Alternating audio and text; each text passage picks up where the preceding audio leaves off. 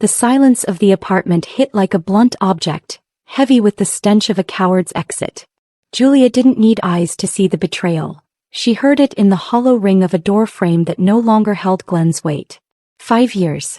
5 years of building a sanctuary out of shadows. 5 years of navigating the rough edges of a world that feared her darkness, only to be gutted by the one man who promised to be her light. Glenn Adams didn't have the stomach for the long haul. He stood in the shadows of that final night, his breath hitched, reeking of failure and self-pity. He called it mercy. He whispered that she deserved someone whole, as if her blindness was a prison he was too weak to guard.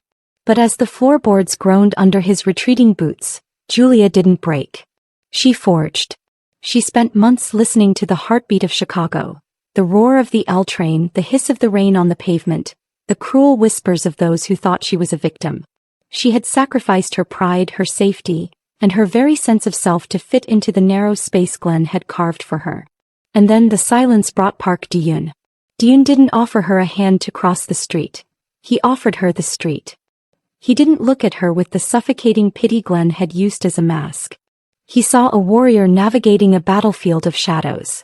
"They think you are missing a world," he told her, his voice a low, steady rumble of authority. "I think you've conquered one they can't even imagine." Tonight, the Chicago Gala is a battlefield of gold and glass, shimmering like the teeth of a hunter. Glenn stands in the crowd, a shadow among the living, his gut churning as he spots her. She is a vision in ivory, moving through the room with the lethal grace of a queen who has reclaimed her throne. She isn't the fragile girl he discarded. She is a storm wrapped in silk, standing beside a man who commands the room like a god of war. Glenn pushes through the elite, his voice a ragged whisper. "Julia." She turns, her dark glasses reflecting the chandeliers like twin suns. She doesn't need to see his face to feel the rot of his regret. She knows the rhythm of his fear.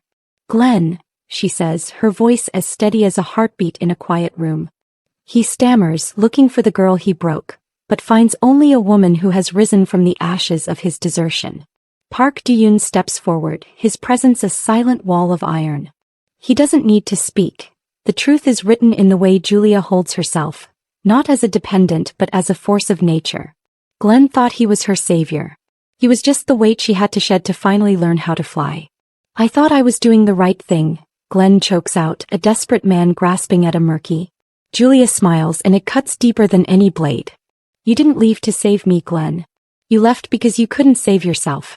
And in that silence, I finally found the woman you were too blind to see." The silence wasn't just a lack of sound. It was a physical weight, a suffocating shroud that settled over the apartment the second the deadbolt clicked home. Julia stood frozen in the center of the living room, her fingers still tingling from the fleeting, desperate warmth of Glenn's palms. He had held her face like something fragile, something already broken, whispering those poisoned words about deserving more, while his heartbeat thundered a rhythm of retreat against her chest. Then came the friction of his coat, the heavy rhythmic thud of his boots crossing the threshold, and finally the sharp metallic snap of the door, the sound of a life being severed at the root. She didn't move for an hour. She simply listened to the city of Chicago breathing outside the glass, a cold, indifferent beast that didn't care that her sun had just gone dark. The air in the room began to cool, the lingering scent of his cologne, cedar and rain, evaporating into the void he'd left behind. She reached out, her hand trembling as it brushed the back of the armchair where he'd sat to deliver his mercy. It was still warm. That fading heat was the last tether to a 7-year history, a cruel reminder that a man could leave his warmth behind while taking his soul out the door. "Glenn," she whispered, the name catching in a throat that felt like it was filled with sharp glass. There was no answer, only the hum of the refrigerator and the distant, mocking siren of a police car blocks away. He had convinced himself this was an act of nobility, a sacrificial exit to spare her from his own crumbling sense of worth. But in the absolute stillness of that apartment, Julia felt the true shape of his departure. It wasn't a sacrifice. It was a desertion on the field of battle. She navigated back to the bedroom, her hands sliding along the walls she had memorized by his side, now feeling like the rough stone of a tomb. She sank onto the edge of the bed, the mattress unyielding, the space beside her vast and terrifyingly empty. For 7 years she had measured the world through the rhythm of his breathing, Now she was forced to learn the cadence of her own isolation. The silence roared in her ears, louder than any scream, a devastating confirmation that she was now a shadow in her own home. He had seen her blindness as a weakness to be pitied, never realizing that the darkness didn't scare her, only the silence did. And as the first hint of winter wind rattled the windowpane, Julia realized that Glenn hadn't just left. He had buried her alive in the quiet. The walls of the apartment, once the boundary of a sanctuary, had become the cold, unyielding perimeter of a cage. Julia moved through the kitchen, her hand trailing along the granite countertop, a surface that usually felt like home but now felt like a slab in a morgue. Every sound was a rough reminder of what was missing. The rhythmic click of her fingernails against the tile was a lonely, hollow percussion in a room that used to vibrate with the low rumble of Glenn's laughter or the steady, comforting weight of his presence behind her. She reached for a glass, her fingers trembling with a fatigue that went deeper than bone. Her hand brushed a ceramic mug, Glenn's mug, and the world tilted. She didn't catch it. The sound of it shattering on the floor was like a gunshot in the stagnant air, a violent explosion of porcelain that shredded the silence. Julia gasped, the sound raw and ugly in her own ears. She didn't move to clean it. She couldn't. She simply stood over the wreckage, her breath coming in ragged, shallow hitches, feeling the sharp reality of her isolation. The darkness she had navigated with grace for 5 years suddenly felt thick, viscous, and hostile. For the first time she truly felt the breaking point Glenn had left in his wake. It wasn't just that she couldn't see, it was that she was no longer being seen. She felt the crushing gravity of her own invisibility. She moved toward the window, her knees buckling as she sank onto the hardwood floor, the cold wood pressing against her shins. She pressed her forehead against the glass, feeling the vibration of the city, a world of millions of people, none of whom knew she was drowning in the quiet. The silence roared. It was a physical assault, a relentless tide that pulled at her spirit, whispering that she was a fragment, a broken thing discarded because she was too difficult to carry. She let out a sound, a low, guttural moan of pure, unadulterated grief, that echoed off the empty walls. It was the sound of a woman being stripped of her illusions. She realized then that Glenn hadn't protected her from the world by leaving. He had handed her over to the void. She sat in the center of that vast, lightless ocean, the shattered ceramic of her past scattered around her, finally understanding that the only way to survive the silence was to stop waiting for someone else to break it. This was the bottom. This was the floor. And as the cold Chicago night pressed in, Julia let the last of her hope for Glenn Adams die, clearing the way for a different kind of fire to take root in the dark. The rain in Chicago didn't fall. It assaulted, a cold, needle-like spray that drummed against the pavement of Itaewon with the relentless rhythm of a war march. Julia stood at the edge of the curb, the world around her reduced to a chaotic symphony of splashing tires and the muffled shouts of strangers. For the first time since Glenn had vanished, the white cane in her hand felt like a surrender flag rather than a tool of independence. The wind whipped her hair across a face that had forgotten how to smile, and for a fleeting, rough moment, she considered letting the city swallow her whole. Then the deluge stopped, not because the sky had cleared but because something had intervened. The sharp, rhythmic patter of rain against her coat was replaced by the resonant thrum of a heavy umbrella. There was no fumbling, no tentative touch of a stranger's hand. Instead, a scent reached her, smoke, expensive leather, and a hint of something dark and ancient. "You're standing in a flood, Julia," a voice said. It wasn't the high, pitying tone she was used to, the one people used for the blind girl. It was a low, steady rumble of authority, a voice like a landslide muffled by velvet. "The subway is a tomb tonight. You won't find what you're looking for down there." She stiffened, her fingers tightening around the grip of her cane. "I don't need a guide." "I'm not offering a guide," the man replied, and she could hear the faint razor-edged smile in his words. "I'm offering a seat. My car is warm and my patience for watching a warrior drown is thin." He didn't reach for her arm as if she were a child who might wander into traffic. He simply stood his ground, his presence a solid, immovable wall against the Chicago storm. For 7 years, Glenn had treated her like a piece of glass that had already begun to crack. But this man, Park Du-yoon, spoke to her as if she were a general holding a perimeter.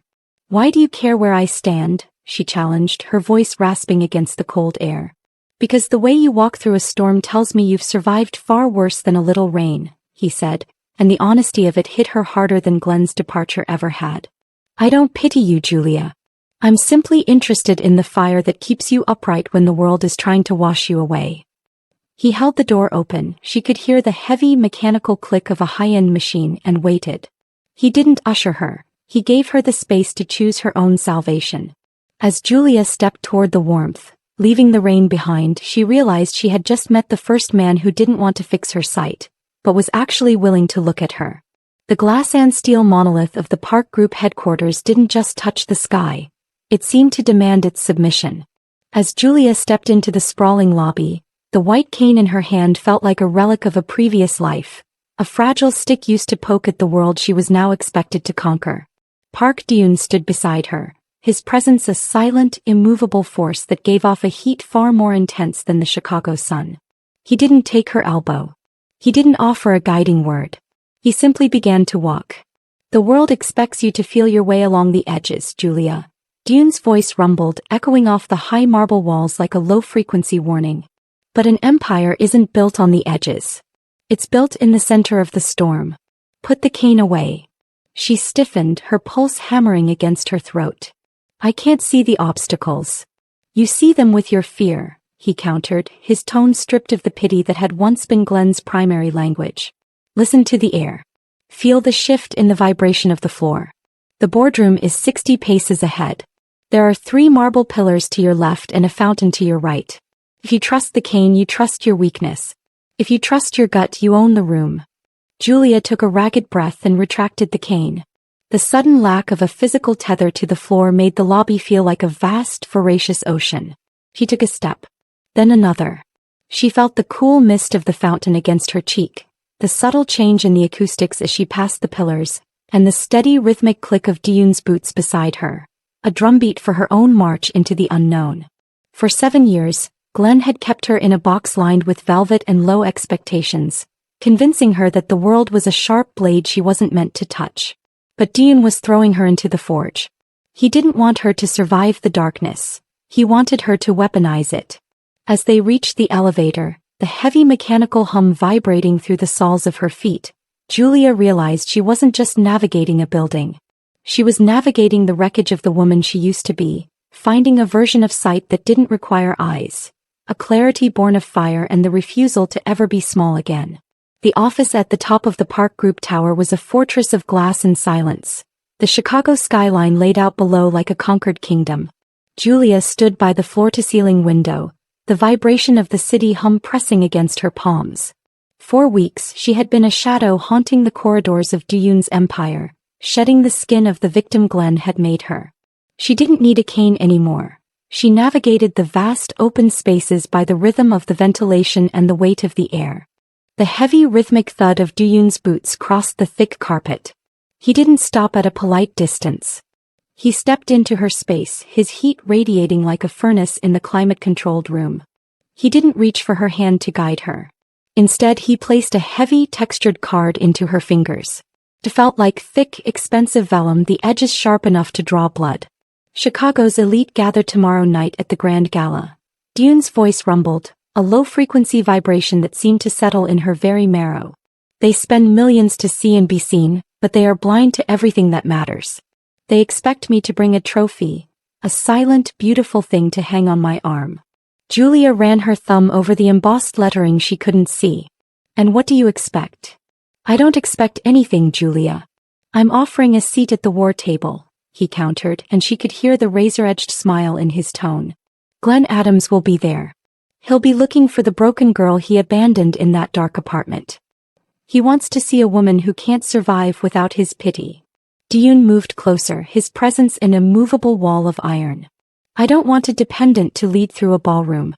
I want a partner to help me set it on fire. I want them to look at you and realize that while they have sight, you are the only one in that room who truly sees the world for what it is. He didn't ask her. He didn't beg. He gave her the space to own her own destiny, just as he had given her the room to find her inner sight in his corporate halls. For 7 years, Glenn had treated her like a piece of glass that had already begun to crack. But Deun was handing her a sword. The dress is ivory, he whispered, his breath warm against her ear. The color of a clean slate. Wear it not because I asked you, but because tomorrow night, you stop being a memory of a man's failure and start being the architect of your own victory. Julia gripped the invitation, the strength in her posture unyielding. The darkness wasn't a prison anymore. It was her armor. Tell the driver to be ready at 7, she said, her voice steady as a heartbeat. I'm done hiding in the shadows of a coward's exit. Glenn Adams returned to Chicago not as a man, but as a shadow haunting the ruins of his own conscience. The city air was a cold, sharp blade, reeking of exhaust and the bitter salt of the lake, a far cry from the sanitized mercy he'd convinced himself he was finding elsewhere. He stood on a rain-slicked corner in the Loop, the collar of his charcoal suit turned up against a wind that seemed to know his name and the cowardice attached to it.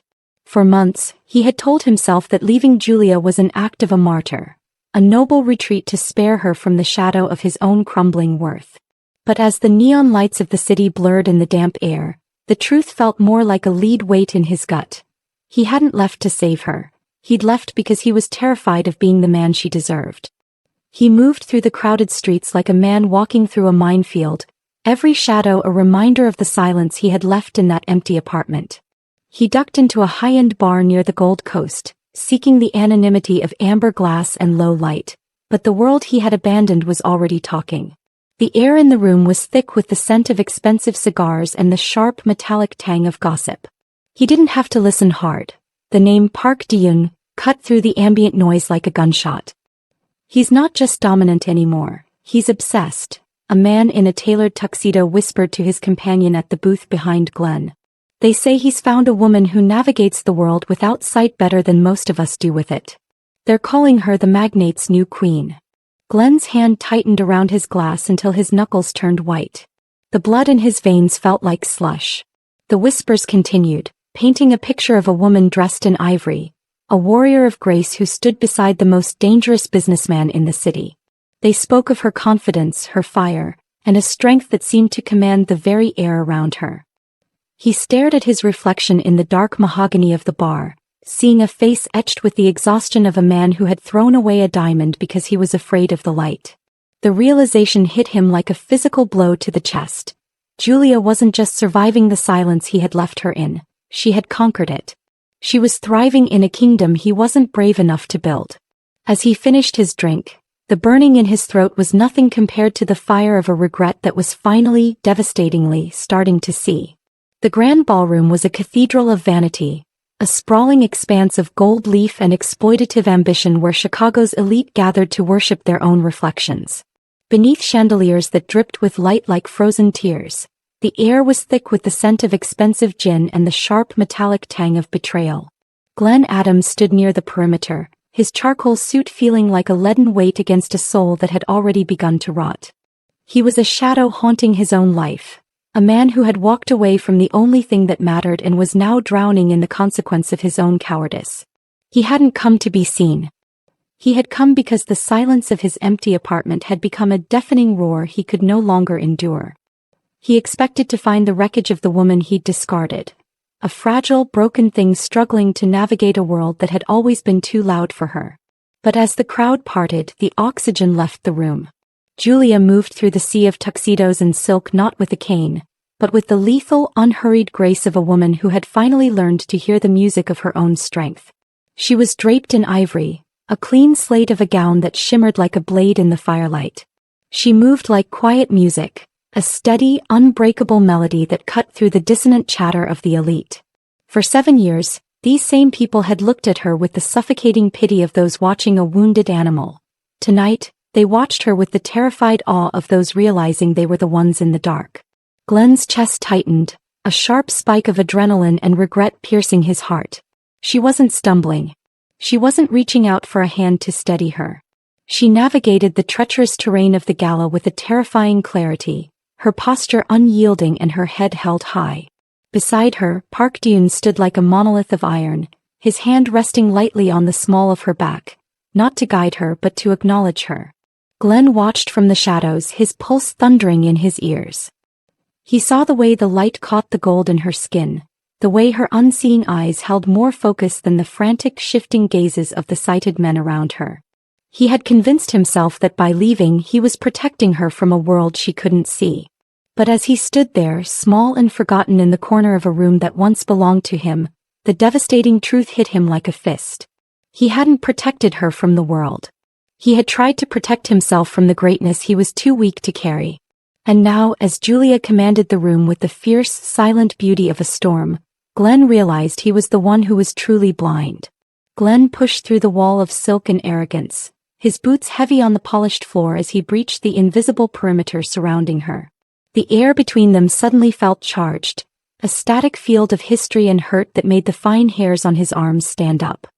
He was close enough now to see the pulse fluttering in the hollow of her throat, a frantic bird trapped in ivory.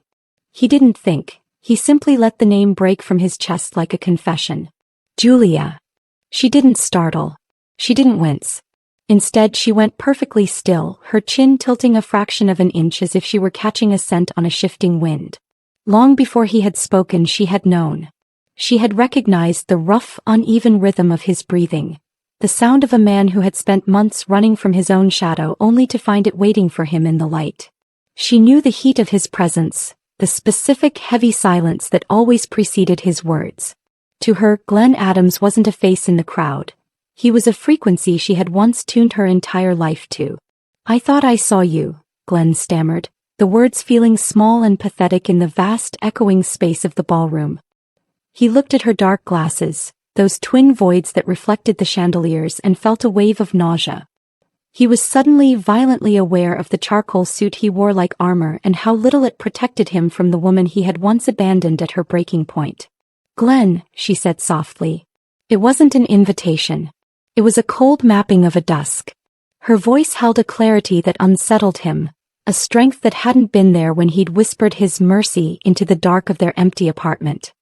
He stepped closer, his hand twitching as if to reach for her, but the space was already occupied. Park Deun stepped forward, his movement as smooth and dangerous as a blade clearing its scabbard. He didn't speak with hostility, but with an absolute crushing understanding that made Glenn feel like a specimen under glass. I need to know if you're okay," Glenn whispered, the lie of his noble exit finally crumbling under the weight of her presence.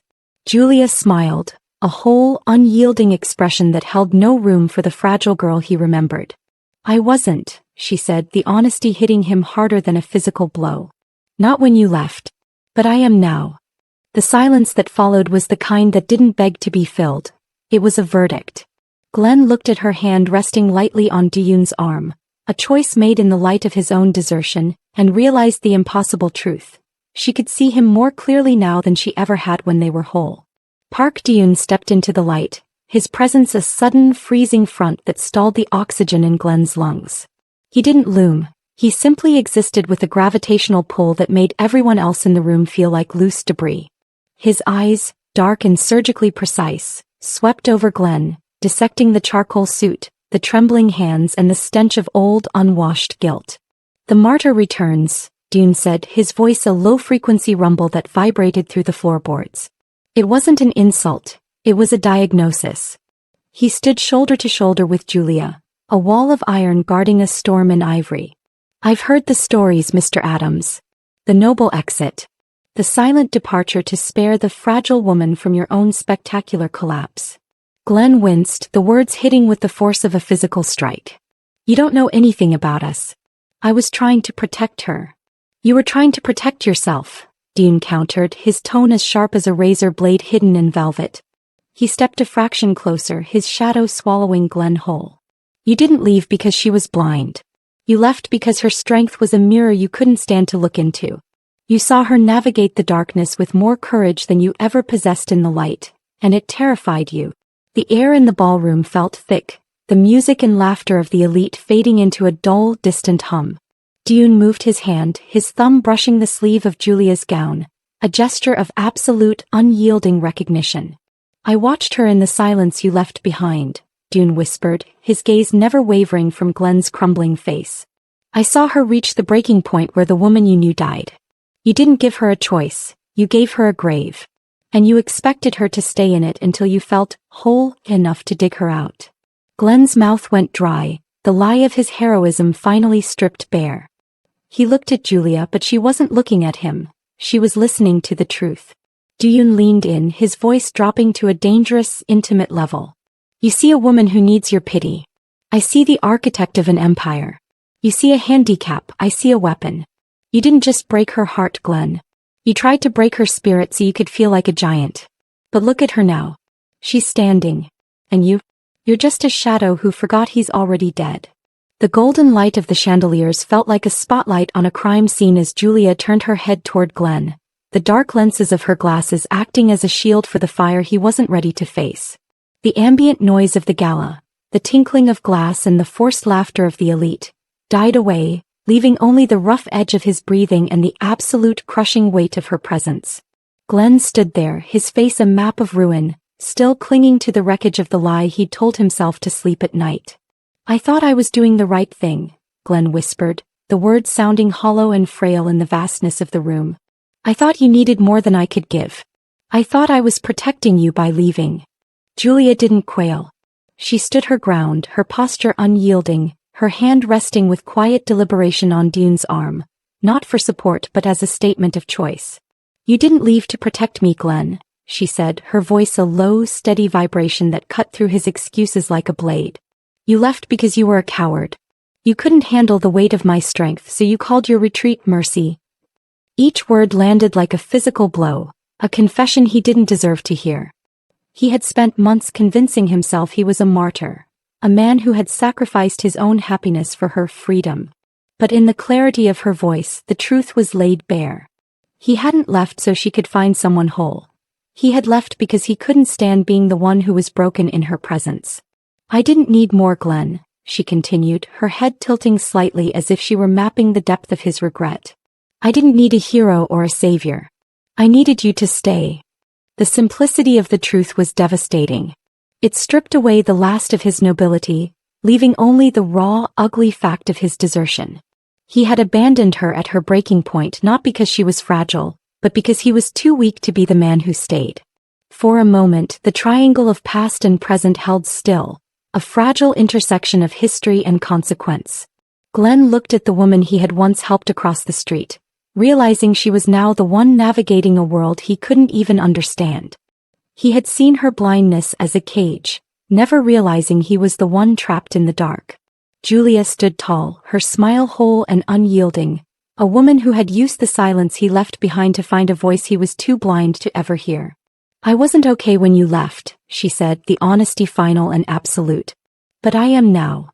Glenn stood in the wreckage of his own pride, the shimmering gold of the ballroom blurring into a haze of desperation. The distance between him and Julia felt like a canyon, yet he stepped forward, his boots heavy with the weight of a man trying to outrun a dusk.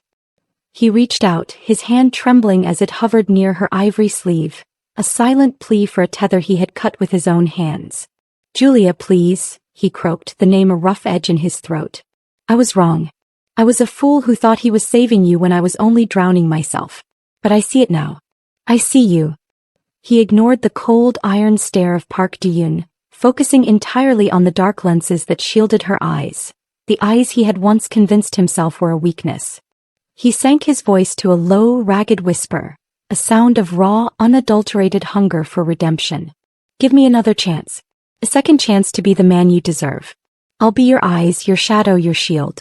I'll spend every breath proving I can be the man who stays this time. I'll build a world where you never have to feel that silence again. He was promising to be a hero, a savior, a guardian, clinging to the very noble script that had led him to abandon her at her breaking point. He thought he was offering her a future, but he was only offering her a return to the cage of his pity. He stood there, a beggar in a charcoal suit, waiting for the girl he remembered to reach out and forgive the coward he had been. Julia didn't move. She didn't lean toward his warmth or wince at his touch. She simply stood, her posture carrying a quiet, lethal confidence that made his promises sound like the rambling of a child. The silence between them grew heavy and absolute, as Glenn realized he wasn't asking for a second chance to love her. He was asking for a second chance to own her. And as the music of the gala swelled around them, mocking his desperation, he saw the truth in the stillness of her smile. He was promising to be the man he thought she needed, never realizing that the woman standing before him didn't need a man to be her eyes. She had already found her own vision in the dark. The air between them was a thick, volatile haze of regret and transformation, the kind of stillness that precedes the final collapse of an empire. Glenn stood trembling, his hand still half extended like a beggar reaching for a coin that had already been spent. He was offering her a cage built of old promises, a return to the safety of his pity, unaware that the woman in front of him had already burned that world to the ground. Julia didn't look at him. She felt the sharp, desperate heat of his need, and it left her cold. She didn't move toward the voice that had once been her only tether to reality. Instead, with a slow, lethal deliberation, she turned toward Park Du-yoon. She didn't reach for him with the fumbling uncertainty of the woman Glenn had left in the dark. There was no hesitation, no searching for a hand to steady her pulse. She reached out and rested her hand on Du-yoon's arm. The touch was a thunderclap in the silent ballroom. It wasn't the grip of a dependent seeking a guide through a crowded room. Her fingers settled on the fine wool of his tuxedo with the calm, possessive weight of an equal. It was the gesture of a queen choosing her general, a partner acknowledging a man who had seen her fire when everyone else only saw her blindness. Park Du-yoon didn't quail or tighten his stance. He simply stood, a monolith of iron and silk, accepting her touch as a sovereign accepts a vow. He didn't lead her, he stood with her. The message to Glenn was absolute and crushing. She wasn't leaning on Du-yoon because she was weak. She was standing with him because he was the only one in the room strong enough to match her stride. "Julia, no," Glenn whispered, the sound of a man watching his last hope dissolve into the Chicago night. "It's not possessive, Glenn," Julia said, her voice a low, steady vibration that carried the finality of a gavel. "It's not because I'm afraid of falling. I'm holding his arm because I choose to. Because he didn't try to hide me from the world, he gave me the tools to conquer it." She felt the heavy rhythmic thrum of Du-yoon's heart beneath her hand, a drumbeat of mutual respect. For 7 years, Glenn had held her hand to lead her across the street, never realizing he was the one holding her back. Now, in the shimmering light of the gala, Julia stood tall, her hand a steady weight on the arm of a man who saw her whole. She had spent a lifetime being a trophy or a burden. Tonight she was a partner. And as she turned her back on the wreckage of Glenn Adams, the ivory of her gown caught the light like a rising sun, a clean slate forged in the fire of her own choosing. The silence that followed was a living thing, a vast and hollow canyon where the echoes of Glenn's desperation finally withered and died. The glittering elite of Chicago stood like statues of salt, their extreme whispers silenced by the raw, unadulterated power of a woman who had finally stepped out of the shadow of another man's guilt. Glenn stood before her, his face a map of absolute ruin, a man who had spent his life trying to be a hero only to realize he was the villain of his own story. "Julia, I didn't know," Glenn whispered, the words sounding like dry leaves skittering across a tombstone. "I didn't see what you were capable of." Julia turned her head toward him, the dark lenses of her glasses reflecting the chandeliers like twin suns rising over a battlefield. She didn't need to see his tears to feel the rot of his regret. She didn't need to see his hands to know they were reaching for a shadow that no longer existed. She stood tall, her ivory gown catching the light like a blade, her hand resting with quiet, lethal confidence on the arm of Park Du-yoon, a man who had never tried to fix her because he knew she wasn't broken. "You don't get to come back because you finally see my worth, Glenn," she said, her voice a low, steady vibration that carried the finality of a death sentence. It wasn't a scream, it was a declaration. "You don't get to reclaim a woman you discarded because she's no longer convenient for your pity. I was enough when I was kneeling on that apartment floor in the dark, and I am enough tonight in this palace of glass." She took a step toward him, not to return to his warmth, but to ensure he felt the heat of her fire. "For 7 years I saw myself through your eyes, as a burden, a tragedy, a girl who needed to be saved from a world she couldn't see. But you didn't leave to save me. You left because you couldn't save yourself from the truth of who I am. And in that silence you left behind, I found the only thing that matters." She paused, the air in the ballroom thickening with the weight of her victory. "I had to lose you to see my worth."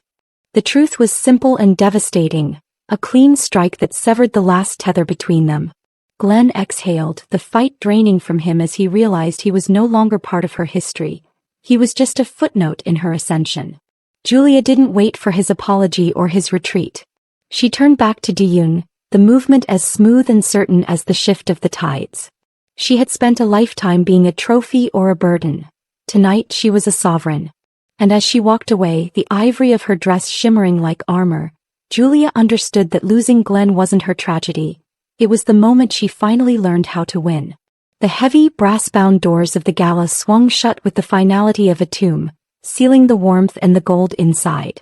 Glenn Adams stepped out into the Chicago night, the charcoal suit that had felt like armor now hanging off him like a shroud. He walked down the stone steps, his boots heavy on the pavement, a man who had finally run out of excuses. Behind him, the glass walls of the skyscraper shimmered with the reflection of 1,000 carefully hidden truths. But for Glenn, the truth was now as cold and sharp as the wind cutting off the lake. He didn't look back. He didn't need to. He carried the devastating weight of Julia's strength in his chest, a haunting clarity that he was no longer a hero or a savior, but a man who had simply been too small for the fire he tried to hold. He disappeared into the restless shadows of the city, swallowed back into the night he had tried to outrun, finally understanding that forgiveness didn't mean a return to the light. Inside the cathedral of glass, the music swelled, but in the fragile triangle of the past and present, time had finally finished its hesitation. Julia stood tall, the ivory of her gown catching the glow of the chandeliers like a rising sun. She felt the heavy rhythmic thrum of the city through the soles of her feet, no longer a cage but a kingdom she had conquered. She turned her head slightly toward Park Dean, her hand resting with quiet, lethal confidence on his arm, a choice made in the wake of her own victory. "Is it still snowing?" she asked, her voice a low, steady vibration that carried the peace of a woman who had finally found her home. Dean glanced toward the floor-to-ceiling windows, where soft, white flakes began to kiss the city lights. "Yes," he said, his voice a low-frequency rumble of respect. "It's covering the streets.